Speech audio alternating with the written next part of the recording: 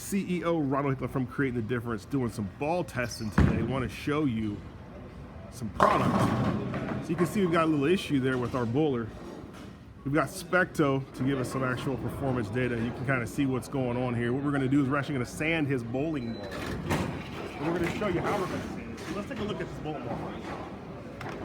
You can see the oil lines on the bowling ball, and the oil lines are actually going this way on the bowling ball. I'm going to take a TruCut by CtD pad at 2,000 grit. Watch this though. What I'm actually going to do is I'm going to sand the bowling ball in the same direction as the lines. Now, per USBC rules, you have to sand the entire bowling ball. So we're going to sand the entire bowling ball. But we're going to kind of follow that pattern so that it allows us to get the lines going in a specific direction. Now, you can see now I'm turning the ball a little bit to get the rest of the bowling ball, because you've got to sand the entire bowling ball surface. And what this is going to do, right, we're sanding it with the track, right? What this is going to do is this is going to make his bowling ball reaction change. And we're going to show you kind of the difference. Now, once again, you got to sand the whole bowling ball. So don't think that you can just do the track area and not the entire surface, because you have to do the entire surface. All right. Using that TruCut by CtD, you can actually see the loading of the pad. The best part about this is you can just bang that right out. See, pad's nice and clean, ready to be used. We'll put a little bit of purple stuff on a pad just to get the excess dust off here, like so. And you'll be able to see that we sanded the entire surface of the bowling ball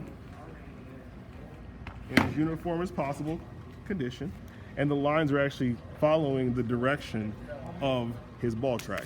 So now what we're going to do is we're going to have him throw that ball again, and we're going to take a look at the performance data. So you can kind of see the data we had before. Now we're going to have him throw it again, and you're going to be able to see the performance change. Plus we'll be able to use Specto to validate what that change was.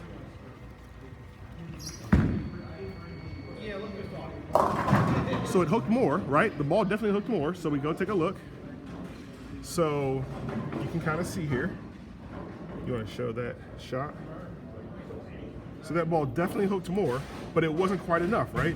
It wasn't quite enough compared to the first shot. Now that's fine. So what we're going to do is we're going to sand the ball. We're going to sand the ball again. Check this out. So watch.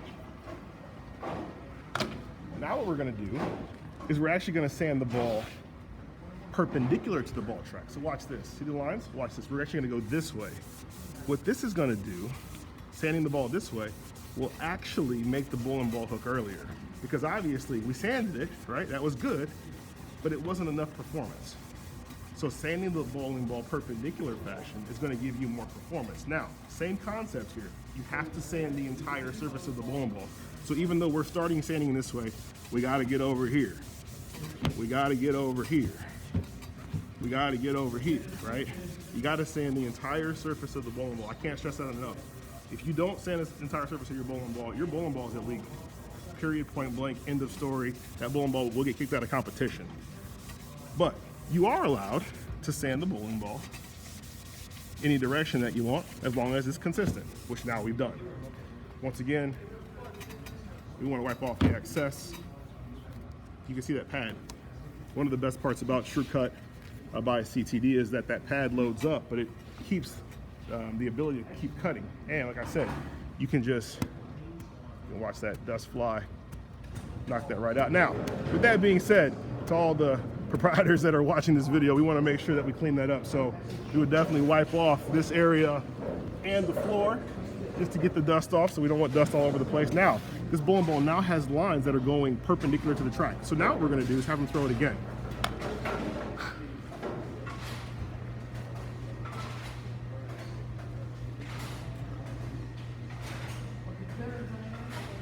So watch the ball motion change. This is going to make the ball pick up a little bit earlier now. Actually, that was really strong. So let's take a look. We'll take a look. You can see here, this definitely had an impact.